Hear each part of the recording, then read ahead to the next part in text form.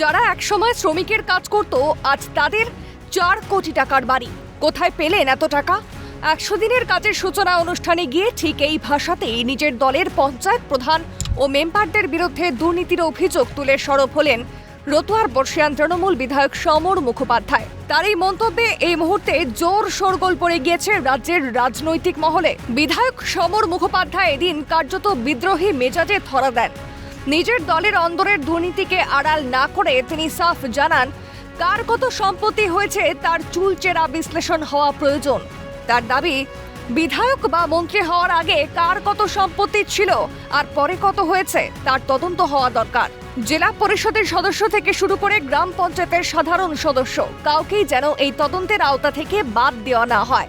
সমর মুখোপাধ্যায় স্পষ্ট করে দিয়েছেন যে আগামী দিনে বিধানসভার অধিবেশনে এই দুর্নীতির বিরুদ্ধে তিনি নিজে আওয়াজ তুলবেন এবং তদন্তের দাবিতে সরব হবেন। এই পঞ্চায়েতের আগে যারা পঞ্চায়েতে ছিল, নির্মাণ সাহেব, পঞ্চায়েত সেক্রেটারি, প্রধান, তাদের ইনকোয়ারি করা হোক। যেমন একটা উদাহরণ, আমার বিলাইমারি অঞ্চল, প্রধান ও ছিল লেবার, এখন তার কোটি টাকার দেবীপুরে তার বিল্ডিং ন্যাশনাল ব্যারিয়ার বন্ধ করে বিলাইমারি গ্রাম পঞ্চায়েতের অফিসের সামনে সেই বিরাট 4 কোটি টাকার প্রাসাদ কোথায় পেল? সমর মুখার্জি 1982 সালের এমএলএ, 2096 এটা। সমর মুখার্জি 1982 এমএলএ রায় হওয়ার সময় তার কি ছিল, আজকে কি আছে? সমস্ত এমএলএ মন্ত্রীদের, তার সঙ্গে সঙ্গে পঞ্চায়েতের সঙ্গে যারা জড়িত, পঞ্চায়েত সমিতির সঙ্গে যারা জড়িত, জেলা পরিষদের সঙ্গে যারা জড়িত, তাদের ইনকোয়ারি করা হোক। অন্যদিকে এই মন্তব্যকে হাতিয়ার করে আসরে নামতে দেরি করেনি গেরুয়া শিবিরও। বিজেপির সাংসদ খগেন মুর্মু বলেন, এতদিন তো সমরবাবু কিছু বলেননি, এতদিন তো চোরেদের সঙ্গেই ছিলেন। রাজ্যে ডাবল ইঞ্জিন সরকার এসেছে, তোলাবাজি গুন্ডাগিরির দিন শেষ, তাই কি উনি ভয়ে মুখ খুলছেন? আমার সবচেয়ে খুব ভালো লাগছে যে আজকে তার হচ্ছে ভূম সংশোধন হচ্ছে। উনি একজন তৃণমূল কংগ্রেসের বিধায়ক, তিনি আজকে বলছেন যে দুর্নীতি হচ্ছে।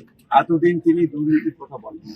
আজ যখন হচ্ছে পশ্চিমবাংলায় আমাদের ডবল ইঞ্জিনের সরকার হয়েছে, ভারতীয় জনতা পার্টির নেতৃত্বে সরকার হয়েছে, যেখানে আমাদের রাজ্যের আমাদের জননেতা, সবার প্রিয় আমাদের রাজ্যের মাননীয় মুখ্যমন্ত্রী সম্মানীয় শুভেন্দু অধিকারী যখন হচ্ছে সমস্ত চোরদের ধরা শুরু করেছে, প্রথম কাজ হচ্ছে যে আমরা আমাদের দেশের সম্মানীয় স্বরাষ্ট্রমন্ত্রী মাননীয় অমিত শাহজি বারবার বলেছিলেন যে যারা ভ্রষ্টাচার করেছেন, যারা চুরি করেছেন, দুর্নীতি করেছেন, তারা যেখানেই থাকুক, পাতালে থাকুক, তাদের খুঁজে বার করা হবে এবং তাদের হচ্ছে উল্টা করার পর সিধা করার দায়িত্ব ভারতীয় জনতা পার্টি।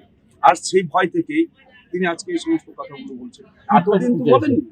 এতদিন তো বলেননি, এতদিন ধরে তো সব চোরেদের সঙ্গে থেকেছেন এবং রতুয়ার মানুষের সর্বনাশ করেছেন তিনি। বর্ষিয়ান বিধায়ক সমর মুখোপাধ্যায়ের এই মন্তব্য কোনো আকস্মিক ক্ষোভ নয়, বরং মালদা জেলার তৃণমূলের অন্দরের তীব্র গোষ্ঠীদ্বন্দ্বের এক চরম বহিঃপ্রকাশ।